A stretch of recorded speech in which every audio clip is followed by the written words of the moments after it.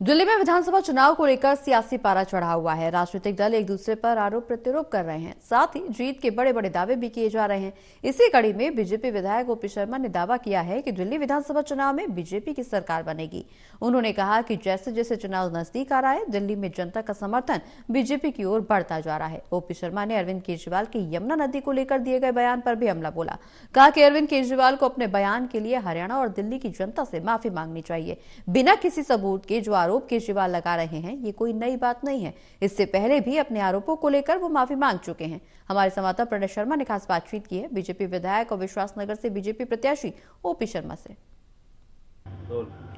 दिल्ली विधानसभा चुनाव में लगातार सरगर्मियां तेज हो रही हैं और आज बीजेपी के बड़े नेता आज चुनावी मैदान में उतरेंगे। बीजेपी से किस तरीके से देखती है, हमारे साथ पार्टी के वरिष्ठ नेता और विश्वासनगर विधानसभा सीट से बीजेपी के प्रत्याशी ओम प्रकाश शर्मा मौजूद हैं। ओम प्रकाश जी, अमित शाह, योगी आदित्यनाथ, राजनाथ सिंह, लगातार जो बड़े नाम हैं वो अब प्रचार करते हुए दिखाई दे रहे हैं और आज योगी आदित्यनाथ और अमित शाह रोड शो करते हुए नजर आएंगे अलग अलग विधानसभा सीटों पर। किस तरह से आप देख पा रहे हैं माहौल को?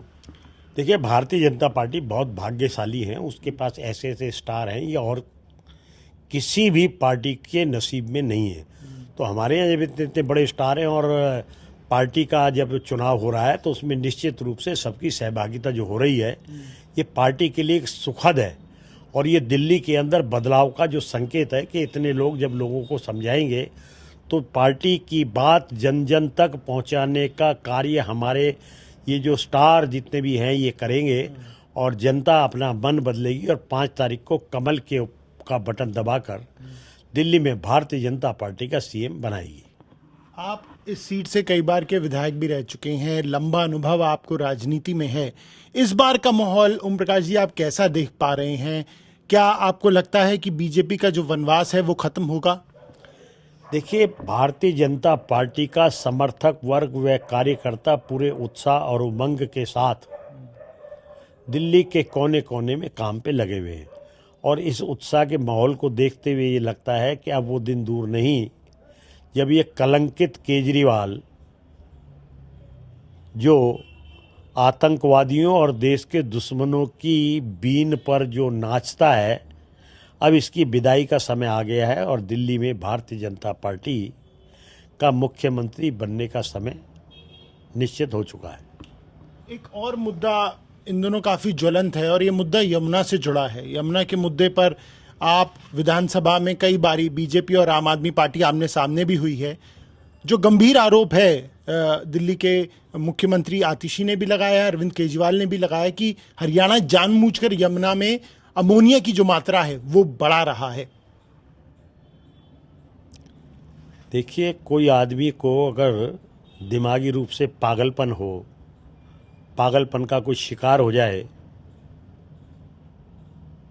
उसका तो जवाब किसी के पास नहीं है। अगर उन्हें लगता है कोई ऐसा कृत्य कोई सरकार कर रही है तो या तो उनको कोर्ट जाना चाहिए, इतने लोगों की जान के साथ अगर खिलवाड़ हो रहा है, और या नाक रगड़ के पब्लिक से माफ़ी मांगनी चाहिए। और माफ़ी मांगने की उनकी आदत बन गई है। झूठ बोलते हैं, यू टर्न लेते हैं, माफ़ी मांगते हैं, नाक रगड़ते हैं। तो ये घटिया घिनौनी हरकतें हैं। सर, आरोप इतना गंभीर है, वो कह रहे हैं कि जहर मिलाया जा रहा है और जो मुख्यमंत्री हैं बीजेपी के आप ही की सरकार के, वो कह रहे हैं कि मानहानि का दावा करेंगे या तो अरविंद केजरीवाल सबूत पेश करें। ऐसा आरोप आखिर वो कैसे लगा सकते हैं? अरे, केजरीवाल अनपढ़ मूर्ख है क्या? यदि दिल्ली के लोगों के साथ इस तरह की साजिश हो रही है तो ये दिल्ली का एक्स सीएम जो शराब घोटाले में जेल यात्रा कर चुका है, इसको इतनी अकल तो भगवान ने दी होगी कि इससे दिल्ली की जनता का बचाव करने के लिए दिल्ली की हाई कोर्ट या सुप्रीम कोर्ट में जाए और वहाँ पे अपनी बात कह के दूध का दूध पानी का पानी कराए। लेकिन क्योंकि ये मनगढ़ंत कहानियाँ लोगों को सुनाता है और जब इसकी गर्दन पकड़ी जाती है तो नाक रगड़ रगड़ के माफ़ी मांगता है। चलिए, बहुत शुक्रिया। तो कैमरा पर्सन मनोज के साथ प्रणय शर्मा, टोटल टीवी, दिल्ली।